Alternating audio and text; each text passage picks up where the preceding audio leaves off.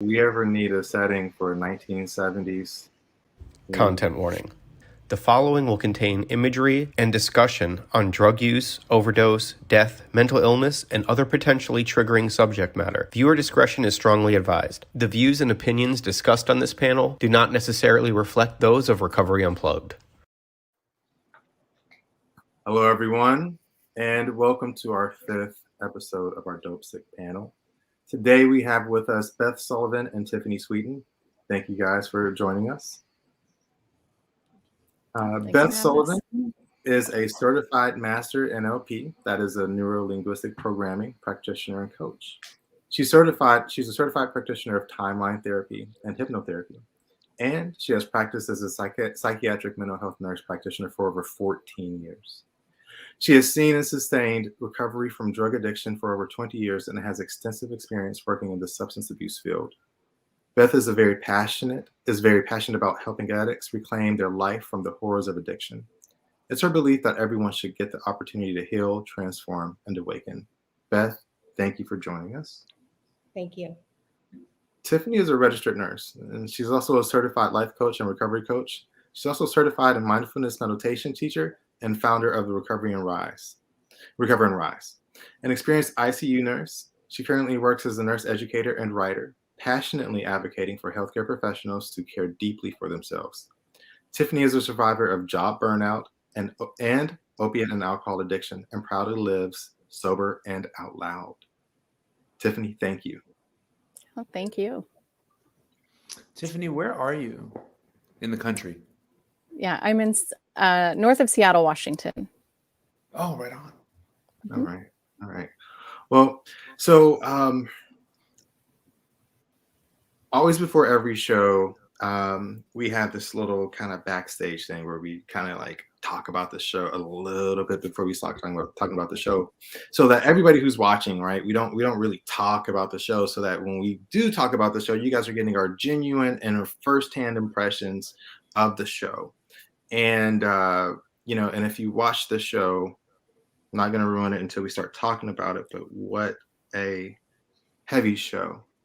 So I guess, Beth, what are your first thoughts? What are your opening thoughts about this latest show?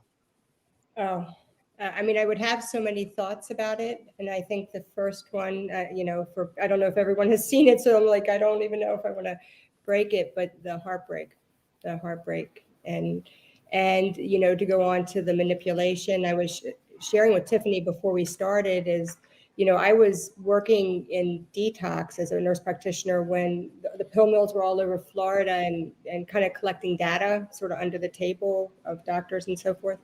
And I read a lot of things that were going on, and I thought like I really had a good gauge of the amount of manipulation and deceit and dishonesty and law breaking that went on, and I had no idea. And like I'm going to cry at the end to know like the victims of this and know so many of them along the way. I mean, it's devastating, and it was really played out last night with the death that happened. Somebody who wanted to be in recovery had plans. The withdrawal was horrible, as it can be, and the family trying to help and not knowing what to do. I mean, it was utterly heartbreaking. Yeah. Tiffany? Yeah, I totally agree with Beth. The feelings that the characters are going through the show are so familiar to me. It can be difficult to watch at times, remembering being in Beth's shoes, many occasions. And yeah, just the confusing messages that people who are trying to get into recovery or are in recovery receive from different people when they're trying to find their path. What is the right path and what's actually going to help me? What a confusing time for someone. And then, yeah, heartbreaking. Too familiar. So during each of the shows that we've had up to now, it's like Joseph has this moniker that he's been using and also called one of our special guests and Carl Bremer. They were Team Betsy, and so like out of everyone on this show. I think that Joseph was probably the most. I'm just going out on them. Probably he was like probably affected the deepest. Joseph, what are your thoughts? I mean, on the episode as a whole, Yeah. like, I mean, it you know, like Tiffany was just saying, like this, you know, all the characters in this show, even if they're not real people, like that real experience has happened to people, right? And you know, with Betsy in particular, like so much of that was very much my exact lived experience, but also very early on in my addiction, maybe before I crossed that line from heavy user into full on dependence, I had a close friend overdose and die. And I was a little baby. I was 18 years old. And it's something that impacted me. I mean, I was probably 4 years sober. So I'm talking like 10 years after she had passed away before I was able to really fully process it and heal from it. And you know, for the episode overall, that's what I kept on thinking about, was like they're starting to show a lot of the ripples, right? The secondary and tertiary losses of life, of feelings of safety, of finances, of resources, of self-esteem, of all these things that happen, you know, that ripple out from the person using the alcohol or the drugs. Yeah. And I thought it was really nicely done. Yeah. Yeah. Jason? I think the whole rest of the episode kind of disappeared when you got Betsy's mother's reaction.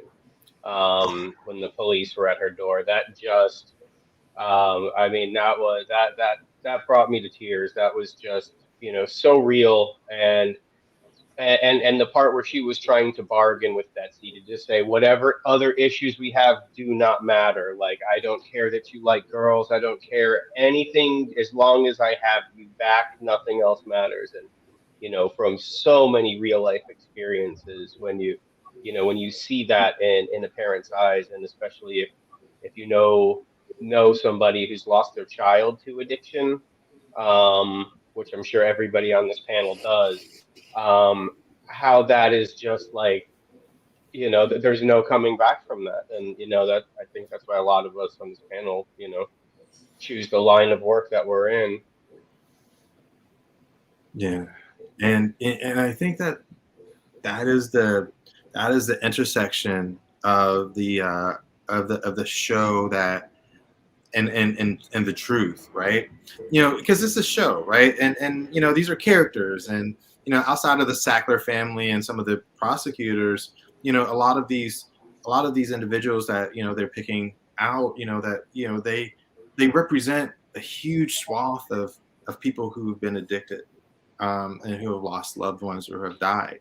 And you know, so, you know, for me, you know, it's Betsy wasn't just Betsy. Betsy represented, you know, all of them, all of the individuals that got to that point where it went from, you know, an injury or a, you know, social lubricant or whatever drove the addiction, all the way to full blown addiction, all the way to, you know, crossing over into heroin, and then ultimately, unfortunately, overdosing. And it's hard. And when that happens, we want to find some sort of resolution. We want to have some closure on it. And you know, and we see in the show that, you know, that the Sackler Senate hearings were starting, and you know, the enforcement climate started to increase, right? And the accountability started to come up.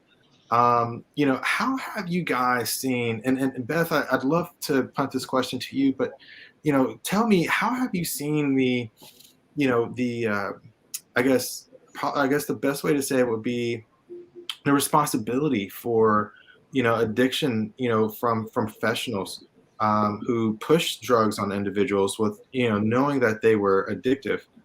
How have you seen that accountability change? Well, there really has been major changes. And I mean, if we look at the way things were going in the across the board in the show, even from, you know, payoffs and everything else, and people just buying in to whatever they were told and prescribing. I don't think, you know, there were some bad players in that game and there were pill mills, but there were some people that really felt like they were doing the right thing. And then you fast forward, and it was a slow run for them to change things. But this is the thing I see with major changes where there's such a backlash, is that it's so extreme now. So the ability to prescribe for people is so limited. And granted, yes, it changes the, you know, the amount of opiates that can get on the street, you know, for people to abuse, but it really compromises then people that you know, may have chronic pain, true pain. There's this push to almost, you know, you're going to be liable, so view everybody as a drug user. I mean, I was sharing with Tiffany before I got on that I had the severe diverticulitis and ended up at 2 a.m. in an emergency room, and you know, they were like yelling at me about I was there for pain pills, and I'm like, I don't want any pain pills. You know, but it's the other side of it. So what is the backlash for that? What are the ramifications of people not being able to treat their pain?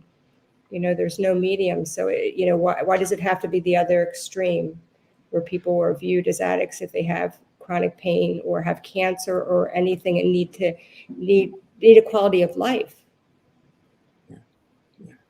You know, Tiffany, a few years ago, we saw video of a nurse refusing a direct order from a police officer. And that nurse was ultimately arrested unjustly. And, you know, because she wasn't doing as she was told, but she was following the practice of her, you know, of her scope of practice.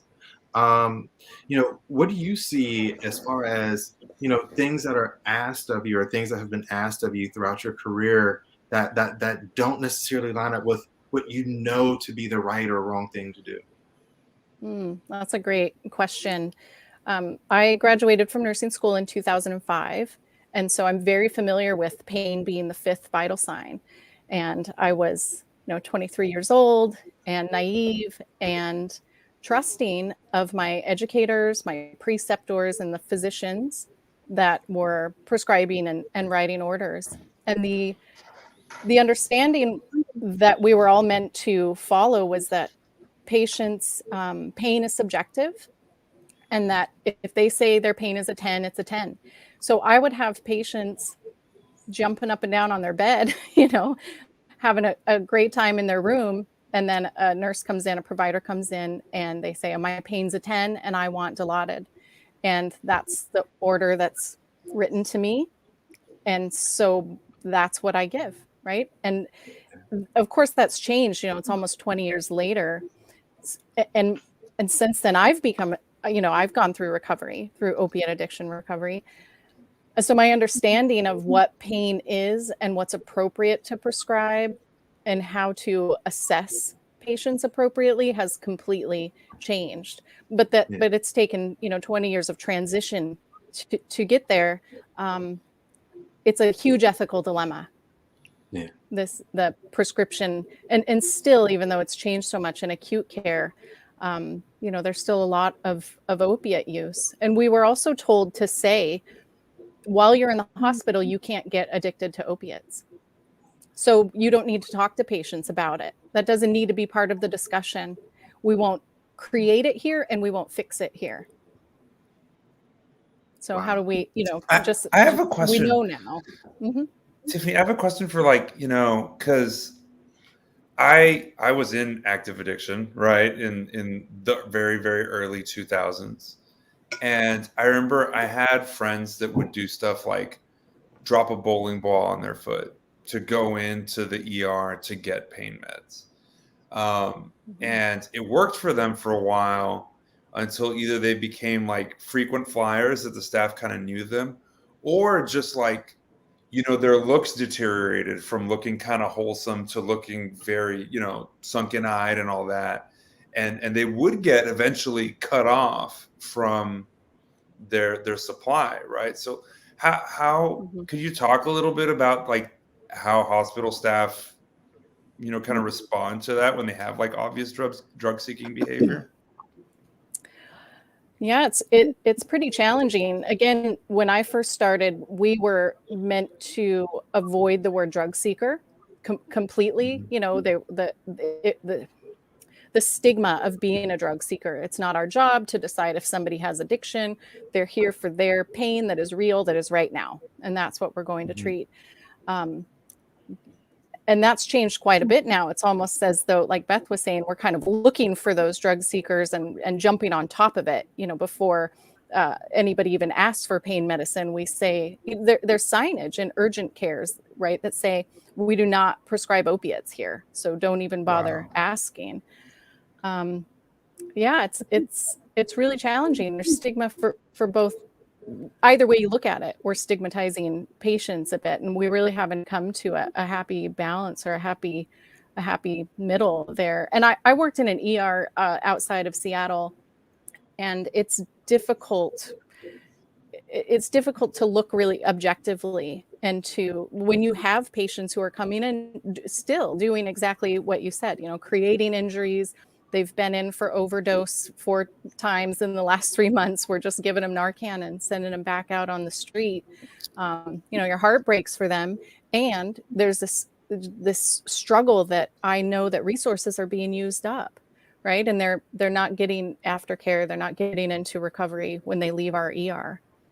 So. Well, thank you. I appreciate that. That's a really good question and answer, Joseph and Tiffany. You know, one of the pieces that I want to kind of peel from that is you know the support systems and the difficulty and how complicated it can be to navigate someone who you love or someone that you care for and their addiction.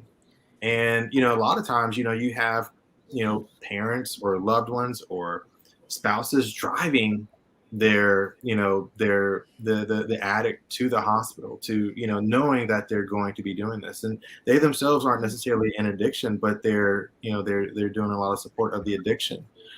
In this episode, we see, you know, Betsy's mom, you know, kind of, you know, Joseph, you alluded to her earlier, or I'm sorry, Jason, you alluded to her earlier.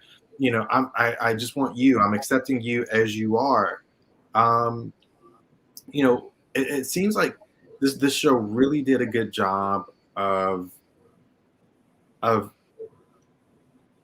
getting into what the parents go through, and you know, the all of the different things. I think one of my favorite things about, I guess, ways to say it, is holding, you know, family members emotionally hostage. And it seemed like there was a tremendous opportunity, and the show took it to show the dichotomy of a family. Jason, talk to me about, you know, about that, and how does the dichotomy of a family setting where, you know, obviously they weren't enabling her at all, right? They were taking her to meetings. They were doing everything that they could, everything that they thought was the right thing, and ultimately still lost their daughter. You know, what are your feedback? What's your feedback on that, Jason? Yeah, that's that's a really tough one to answer, especially when the family is kind of doing everything right, you know, not really enabling, because you know that's more of what I have experience with. But you know, just when it was just when everything was stripped away, and it was just, I'm going to lose my daughter if she doesn't get help, and it was that kind of terror in her eyes, you know. And when you're going through that process as an addict, you know, you know how to tug the heartstrings of your family, you know how to kind of get what you want, you know how to be able to say, like, listen, if you don't help me out here, I'm going to go on the streets, and you know, you might never see me. You're putting me in more danger if you don't help me get what I want right now. You know, and I did that personally with my mother. I deal with that all the time with people who I work with in recovery, and it's just really tough because even though, I mean, you could listen to as many experts out there, but when you're dealing with that firsthand with your child, I think a lot of that stuff, it comes to instinct, and the instinct is I don't want my child to suffer, and unfortunately sometimes that doesn't go in the right direction. Yeah. Do you think that, Joseph, a few episodes ago, they had the opportunity to file charges against her daughter when she stole the jewelry? Do you think that that may have had, obviously this is a show, but do you think that those steps taken by parents or anybody else in that situation would have changed the outcome? I mean, the thing that I keep thinking about is how, like, there was that one moment when her mom was like, "I'm so sorry I acted like I didn't listen to you when Yeah. you came out to me." Yeah. And because what I heard in that was like she had been racking her brain, like, what did I do wrong? Yeah. Right. And that's what she landed on. And I very often tell families that, you didn't do something wrong. Like you didn't make this happen, right? Nobody made this happen. Like it just kind of is. But at the same time, there's really nothing a family can do to guarantee that a child gets recovery, right? Like her parents didn't press charges, right? I have a friend that they did press charges, and all that really happened was she couldn't pawn things anymore because she got blacklisted at all the pawn shops in town, right? So it's there's no easy answers in this. Yeah. Which I think is why it took this like long series format to really even start to address some of these nuances Right. of what addiction looks like. So Jacqueline Rayner asks, she says, Recovery Unplugged, how do I ask my brother how the future means to him? I'm the one who got him into treatment. And, I would say that, there's this concept called motivational interviewing, right? And we use it a lot in addiction, and it's allowing people who are in the middle of their addiction to define what does sobriety mean to them and how important is sobriety to them. All in all, you'll find that people who want to get help or people who even addiction that don't want to get help have an idea of what sobriety means to them and what their sobriety looked like before their addiction took over. Beth, tell me a little bit about your work and how your work aligns with things like motivating individuals to get the help that they want, or at least have a goal and work through that goal, even if they've made the decision or have been through treatment a couple of times or once or never. I would have to say that there's a few different ways I approach this. And I'm a nurse practitioner, and really I went back to school to work in addiction and did that for many years. And I still do a little psychiatry side. But one of the reasons I changed and added NLP and some different things and coaching to my skill list to work with people was to address things like that, to really get people to see, what is their goal and to release negative emotions. I can always go back to myself and how I felt and maybe people that I've worked with over the years, patients that I've treated over the years, but the ability for someone to believe that they're deserving, they're worthy, and they're capable. I mean, often that self-image is so low, and though they may have that hard exterior and like an ego approach, it's just really the ability to get in there to the motivational interviewing, but also to really get in and crack in and get past that, lack of belief that they can do it, or they're worth it, or they deserve to be happy, or the ability that they could ever have forgiveness. I mean, I remember thinking, I'll never get clean because people aren't going to forgive me, and not even knowing what that process is like and being able to tell people that process of being in recovery, that amends in action. But, to really allow them to see that they are worthy and capable of recovery. Yeah. Thank you for that. That's very insightful. A critical role of behavioral therapy, especially in prescription drug recovery, is identifying the importance of self-forgiveness and, kind of shedding that guilt.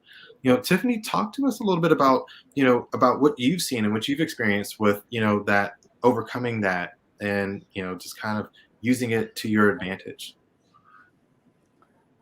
Forgiveness for me is an ongoing process. I think it's something I can look forward to continuing probably the rest of my life.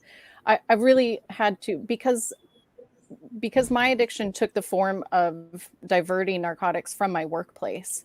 My license was affected because of it. So I have public discipline on my license, and really trying to reconcile this part of myself that's a so-called hero nurse that cares for others and saves lives, and then this other part of myself that lived in addiction and stole from my workplace and took from patients.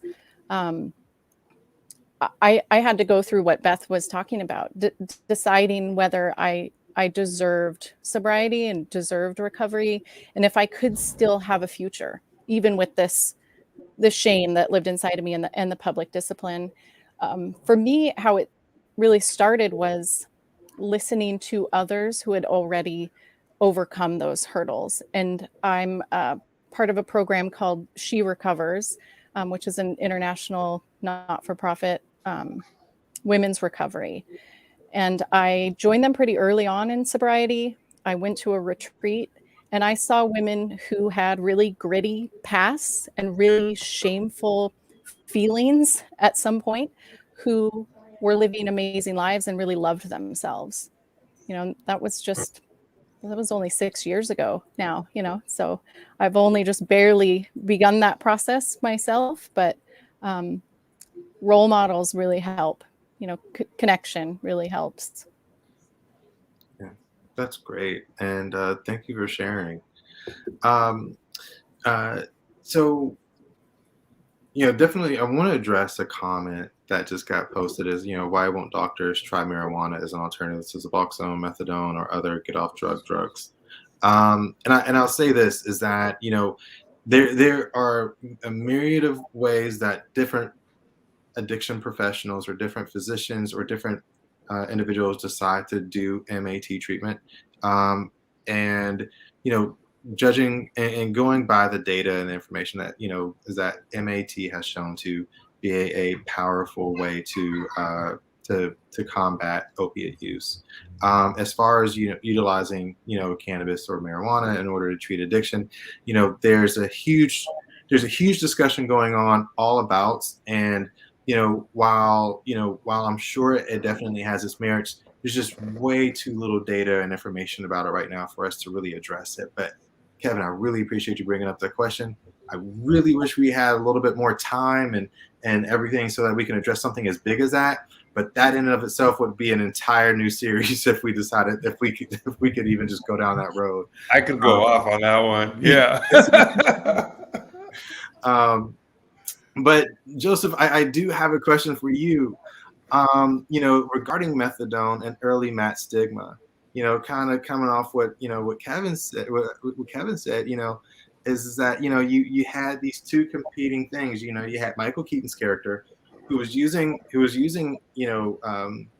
methadone, and then was introduced to Suboxone, which is again widely used and effective. And then we had this 12-step leader who was just like, it's just another drug.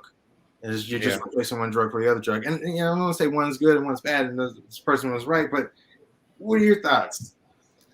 I mean, so methadone came to prevalence right after the Vietnam War, right? Mm-hmm. We had a ton of vets coming home who had gotten addicted to heroin or opium while they were overseas. They came home, and that's when we really started. Methadone existed before that, but that's when we started seeing it pop up everywhere. And it was already being stigmatized at that point, right? Like you have to come every morning and wait in line in the bad part of town to get your little cup through this window. And that stigma's continued, right? Like this idea that people who are on maintenance aren't sober, right? That they're not in recovery, quote unquote.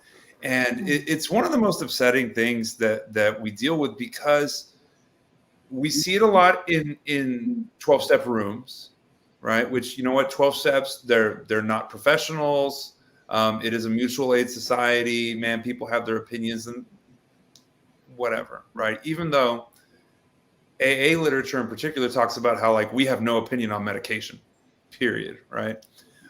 But the even more heartbreaking part is that we see professionals who also do the stigmatizing, right? It's not just the AA guy at the church who says, like, oh, you know, Suboxone's not sober. There's professionals that I know personally in Austin, Texas, that think Suboxone's not sober. I got into a fight on Facebook last week about this kind of stuff. And you know, what's nice though is I've been getting in those arguments for a long time, right? Probably 7 or 8 years I've been arguing with people about harm reduction, methadone, MAT. And I used to be the only guy standing on the hill, you know, or one of the only people there, right? And in my latest Facebook argument, there was many more likes on my comments and some people that I know are personally very, very abstinence, old school 12-step recovery based on their personal lives, shared from their professional experience about how these things also help save lives, you know? And I think that conversations around this in particular really give professionals an opportunity to reflect on themselves and say, like, is my mission and my job here to recruit people to my form of recovery, or is my job to relieve suffering in the world caused by alcohol and drugs? And I appreciate that. You know, I've two things. Is one, Rachel Gray, the admissions director for Recovery Unplugged, is in the chat. She said hi at the beginning, but I just wanted to give her a shout out and say thank you for joining us this evening. Two is that, you know, you can walk into almost any recovery place where good recovery is happening, and you'll find a lot of individuals smoking cigarettes. And you'll find a lot of individuals drinking coffee. And, you know, lest we forget, you know, nicotine and caffeine are drugs. They alter mental status. And so, you know, we can't get all picky and choosy about which drugs are drugs and which drugs are not drugs when they're all drugs. And you know, we got 1, 2, 3 nurses on this panel right now, and they will all tell you that oxygen is a drug. You can't give oxygen without an order. So, you know, it's an interesting discussion point and an interesting, you know, discussion topic. But at the end of the day, you know, you have a lot of addicts who are living a wonderful and beautiful life in sobriety, but also utilizing alternative forms of pain treatment like methadone or Suboxone in order to, you know, get away or wean themselves off of their opiates, off of opiates. And there's no arguing with the data and the information. And Joseph, you do such a great job of articulating it. Thank you. So Jason, a little bit earlier, Jacqueline Albany asked the question, how long should an addict wait to be in a long-term relationship? Meaning considering marriage with another clean addict. And she's gonna shoot me for this, but I gotta ask you, what are your thoughts on this? Okay. I waited 1 year personally. You know, my sponsor told me to wait 1 year, and I did. So, and you're in a very meaningful relationship now? Yes. Yeah. Yes, yeah. I am. Yeah.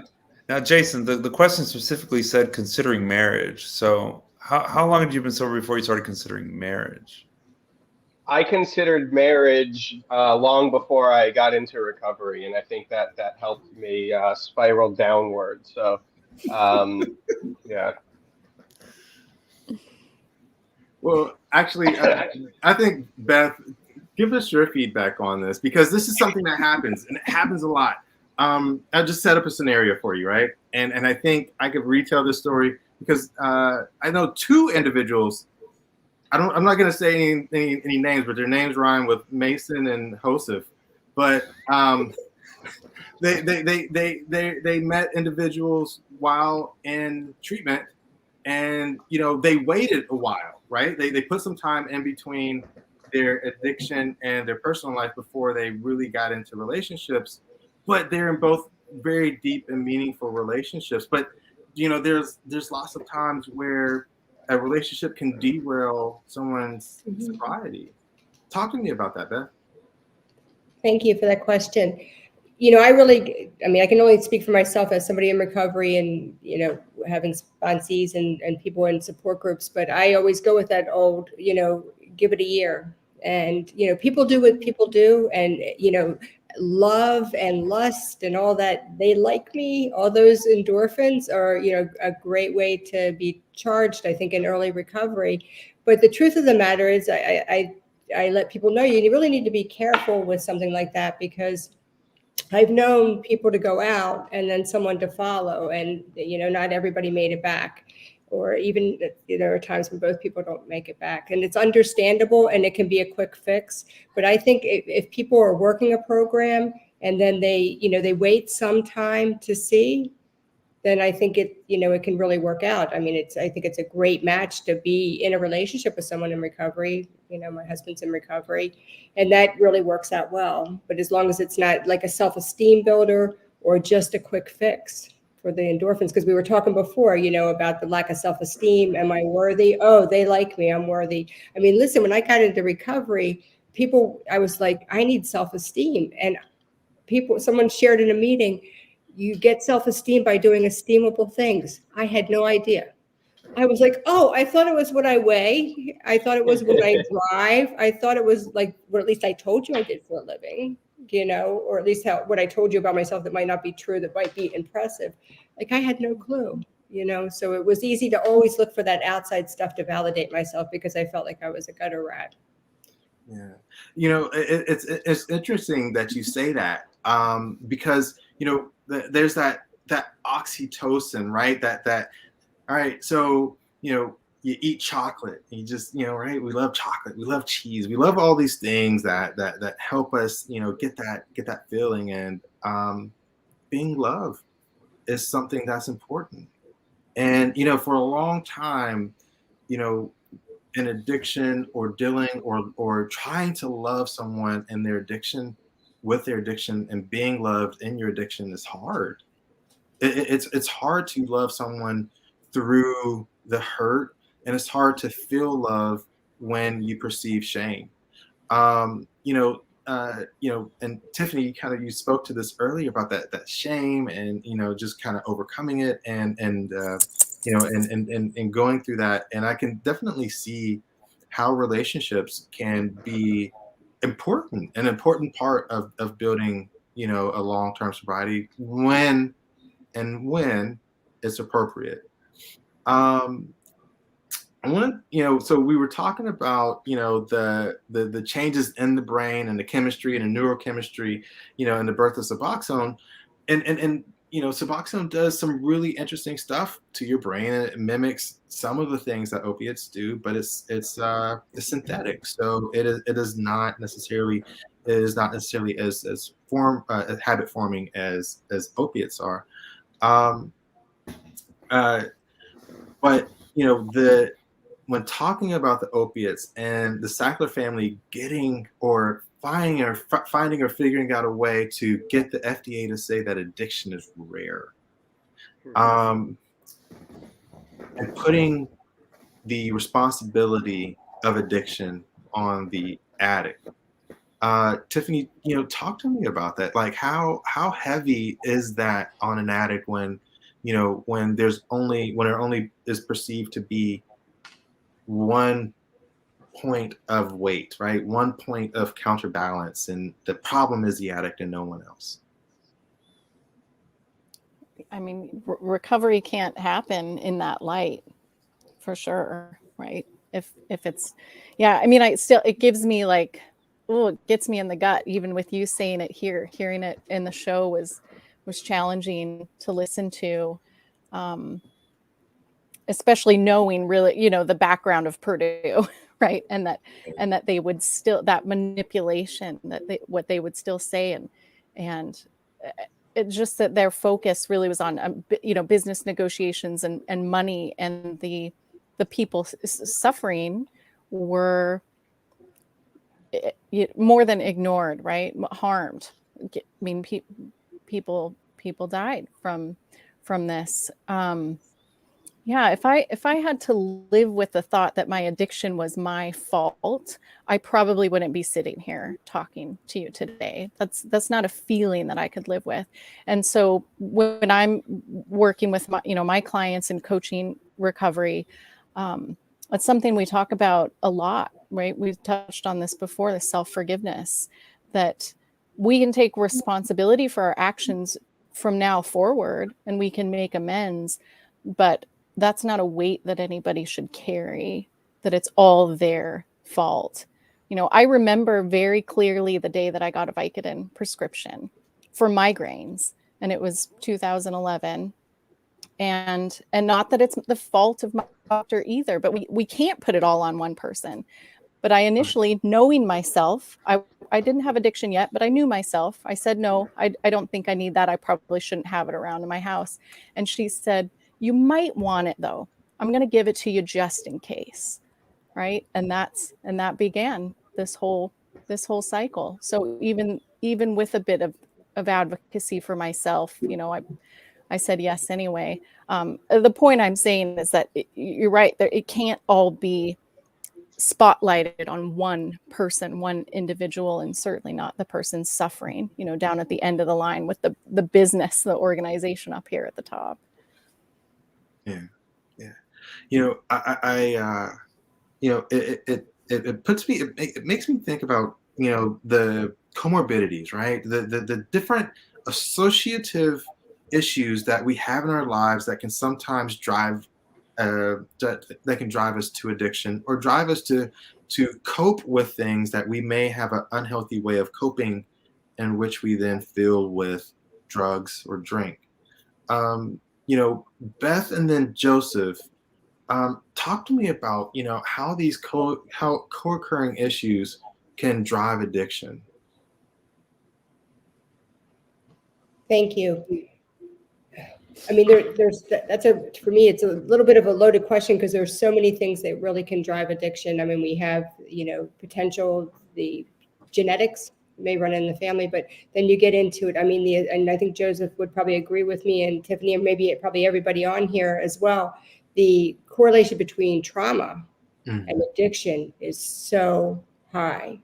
And, you know, if you've ever sat in the room, and I think everybody here has, with somebody, and you're really hearing what's gone on in their life, like, you can almost see how the whole thing transpires or happens, and how it even goes down the family line. You can, they have that history, but, you know, that changes the brain, you know, through the amygdala, and it's altered. And when there's an ability to escape, and I don't know that people are necessarily, you know, completely primed, but it's twofold. I mean, there's the ability to escape the feelings, you know, whether that it would with trauma, and I'm kind of going down the trauma road, and also too, the ability to escape the feelings, but the changes within the brain chemistry, and being able to just push things aside, and then you're back in the limbic brain, and you have these high dopamine levels. I mean, there's a lot of pieces to it.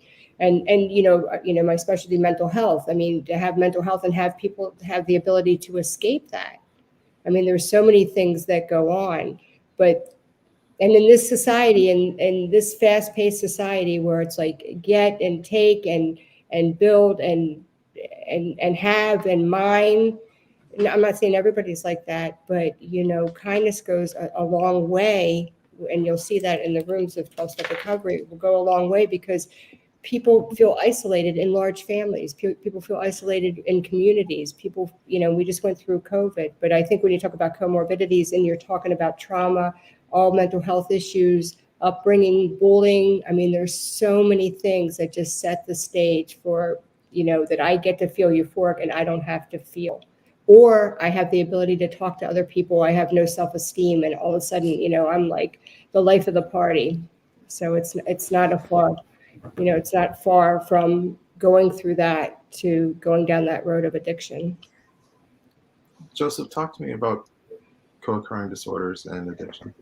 Yeah, well, I mean, to put it real simply, people use alcohol and drugs to change the way that they feel. And like what Beth was alluding to is there's 1,000 different socioeconomic, mental health, trauma-based negative emotions that people want to get away from. So just like there's 1,000 roads in, there's 1,000 roads out too, right? There's 1,000 different ways to recover. But it's trauma at this point, I believe, is almost universal.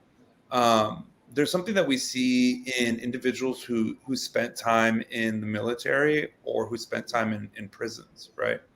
Even if they didn't have like one significant traumatic event, right? Even if they weren't assaulted in prison, or even if they didn't see their best friend shot in the military, right? They still spend a significant period of time in a fight or flight mode, right? Where they're in danger, they're at risk. They never 100% feel safe, right? And so very often they come out with this trauma. Some people call it little t trauma, where there's nothing to point to, right? There's no major event to say like, this is why I have trauma. It's just this sustained sense of being unsafe, right? And I think a lot of what we're seeing now in mental health diagnoses and substance abuse rates in the United States, at least, is because of that same experience through COVID, right? We collectively, as a country, as a world, have been in a almost 2-year period of,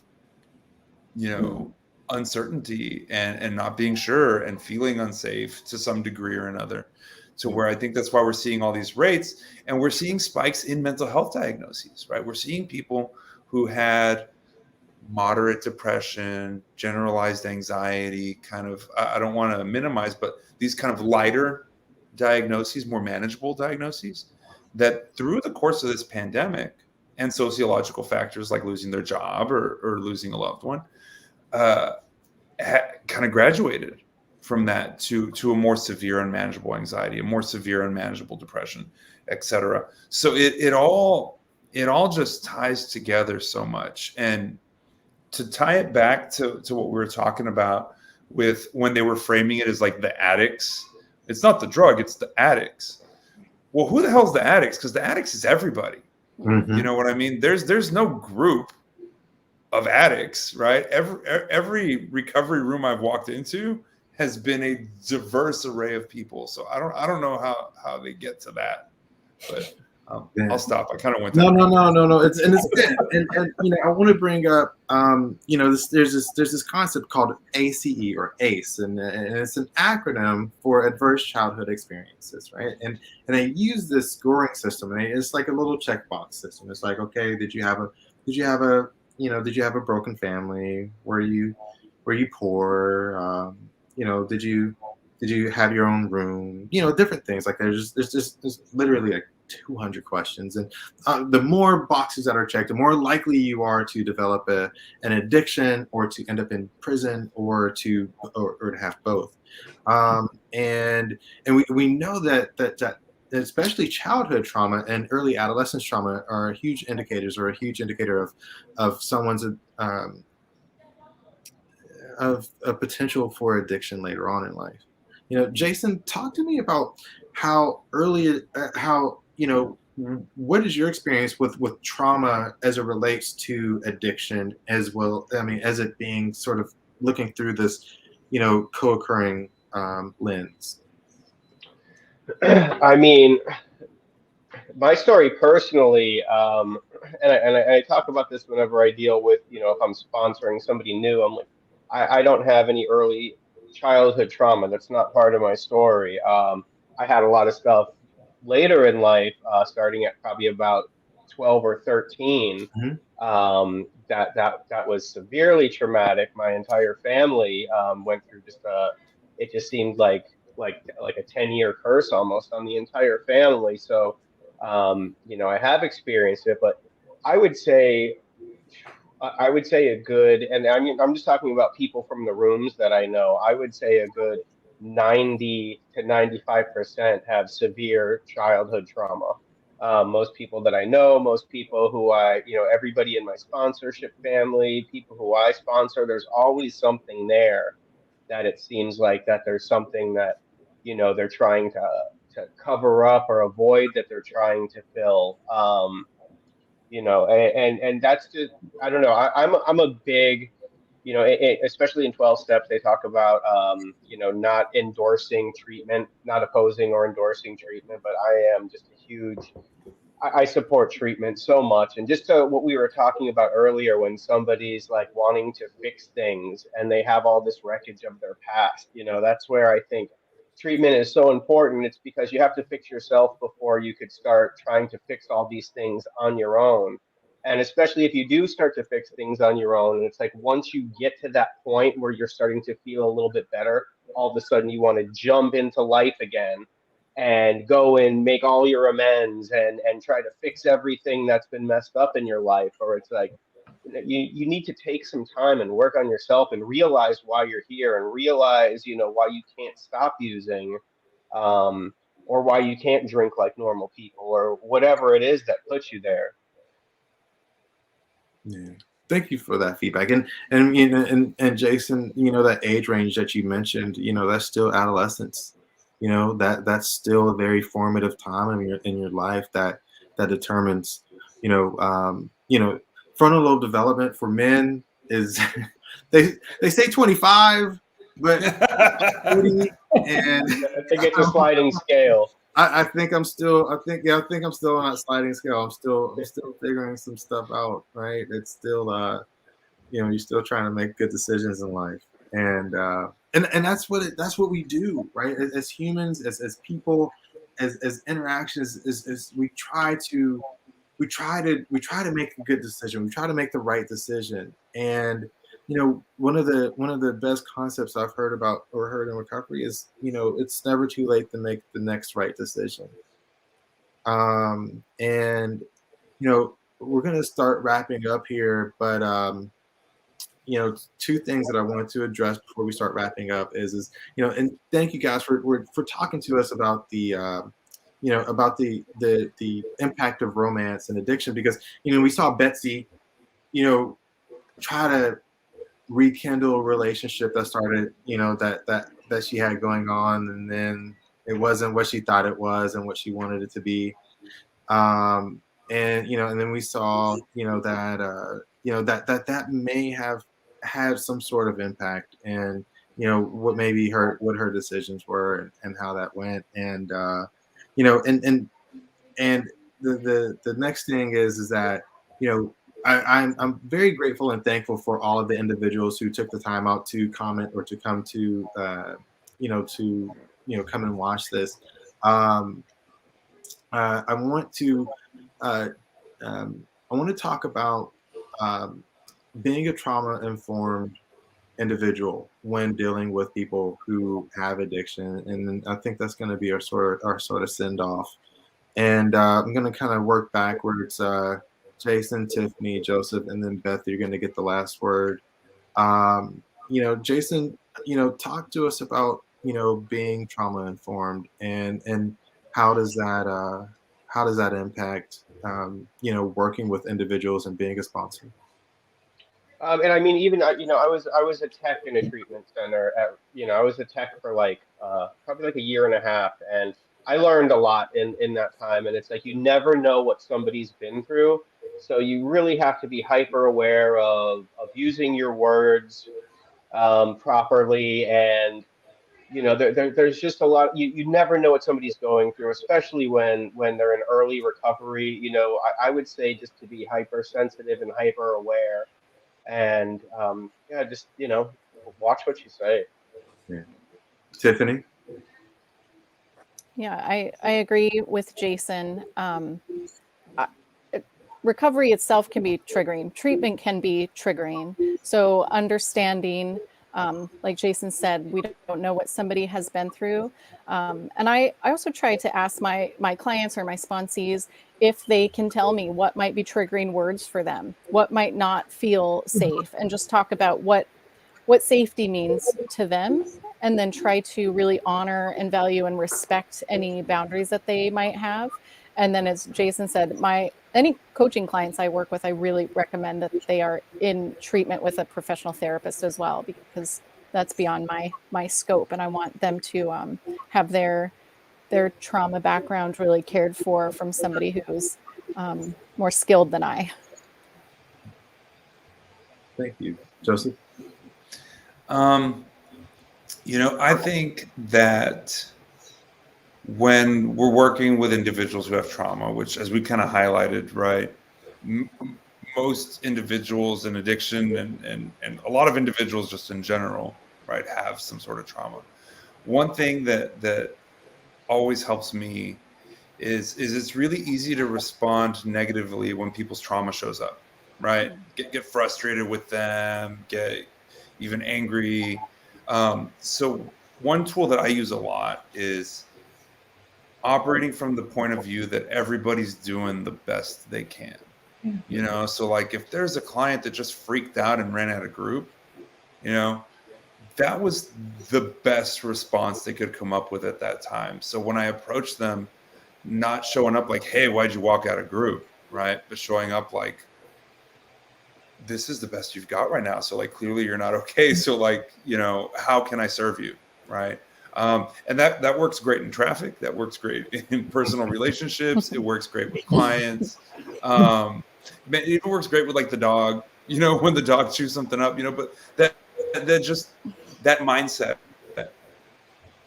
of everybody else is doing the best they can in any given situation, I feel helps me stay in a place where I'm more able to receive and hear individuals who are suffering with trauma or anything really.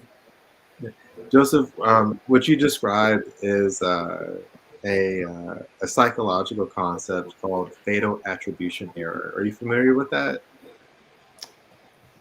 Not really, no. It's okay. All right, so, and you use the perfect example. It's like, all right, you're in traffic, right? And the lanes are merging, right? And then you got over like early. Like you saw the lanes were closing like half a mile down, and you're like, you know what? I'm gonna be a good driver. I'm just gonna go ahead and merge in my lane, right? And then you see somebody zooming down, right? And then you're going down through, and you see this person like trying to merge in, but you're like, no, I'm not letting you in because you jumped ahead of everybody, right? And you're like, at least that's me. I get right in traffic, but switch the roles, right? You got a phone call from your daughter's school or your son's school. Hey, you got to get here now. Your son broke his leg on the playground, and his chin sticking out of his skin. Can you come now? And you're like, yes. And then you get there, and you drive down the interstate, and you see that there's traffic, but you can jump ahead of everybody and get to the school faster, so you can get to the hospital faster, whatever. And it's difficult, right? Because we can't always assess everyone else's issues and understand them from our own perspective. And if we spent more time doing just what you described, Joseph, if everybody just took one more opportunity to do what you described, the world would be such a better place. Just to give someone that ability to see it from their perspective, that maybe this is the 100%. Even though I don't see it, that is your 100%. And Joseph, that is a beautiful and wonderful concept. And thank you for sharing that. And we always have something wonderful and beautiful to take away from a meeting. And Beth, I don't know, you're gonna have to definitely one up on that one. Thanks, Joseph. Thank you for everything you shared, and I love the love and the compassion and just the ability to be present. And I just want to share something that had that comes up with me with my patients that has been so profound. And it's that stability to really slide people to have that vision, to realize if they're using substances to deal with the pain of something that happened years ago, it's as if it's still happening now. It's still taking from you. And if they can make that transition in thinking, obviously with a loving and gentle approach to see, I want my power back. I'm still giving away my power. And I always tell people there's nothing more powerful and more beautiful than someone using that type of experience to help someone else. And that's when you win. That's truly when you win. Okay, well, I was wrong, Joseph. She definitely matched you. Yeah. Thank you. That's good. That's real good. That is important. All right, guys. Well, listen, we're gonna wrap up here, but before I do, what I want to do is I want to let everybody know. We announced this last week, but I'm just going to speak a little bit more to it. Recovery Unplugged has made the decision to scholarship someone to go into care or treatment, detox as well as residential, and and it is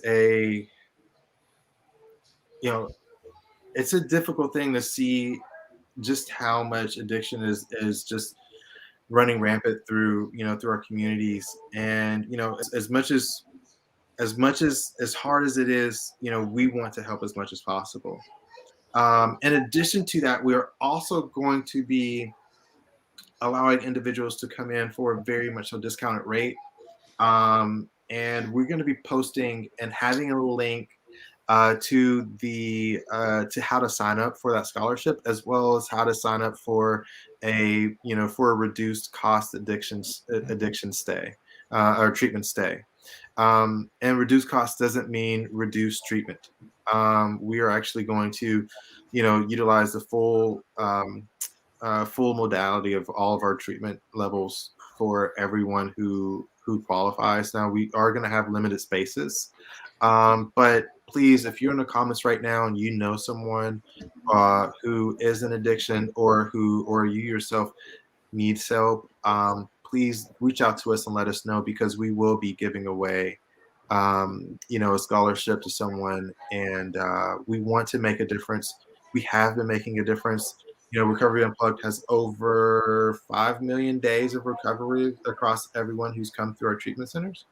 And we want that to double or triple or quadruple. We want to make a difference in this world.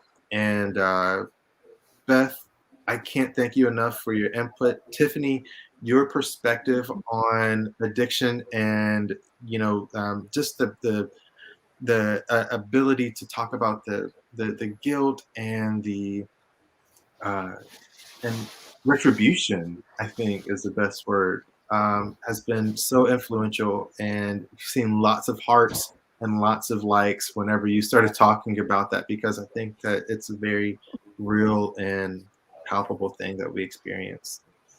Thank you everyone for tuning in. Next week we'll be talking about more. Hopefully we will see everybody in the comments come back. Season finale, right? I believe it is. Yes, it is. It is the season finale. And Jason Cabello is going to be premiering we're going to be premiering our Jason, why don't you talk about it? I thought that was the week after, but okay. I am working on a documentary with a panelist for next week. Her name is Lisa Pascarosa. Her son Justin Enoch passed away from a drug overdose. Beth knows Justin. He was a friend of mine, and we got to do a really in-depth documentary with her. And she was very open and honest about the dangers of enabling someone who is in active addiction. So yeah, I'm excited to be able to share that with y'all. All right. Brianna Barrasso, you have a very good question. We will get back with you offline. Nikki Cole, thank you for coming back. We will definitely get back with you offline. We're running out of time tonight, and man, oh man, our first episode that we did was 30 minutes, and there's no way that we were ever ready for this type of engagement, as well as this type of subject matter that we could ever put into such a short period of time. But we will be Okay, everybody all that information. Yes, Joseph. real quick before we like totally wrap it up, you know, I know we were all emotionally impacted by the loss of this character Betsy on the show, but it crossed my mind, you know, like somewhere there's a mom who lost their kid today, right? We've all lost people throughout, you know, our careers and our addictions and all that kind of thing. So do you think we could close with like just like a moment of silence for all those folks? I think we can. All right, so let's just take, what do you say? Let's take a minute, take 60 seconds to have a moment of silence for those that have been lost to addiction. Starting right now.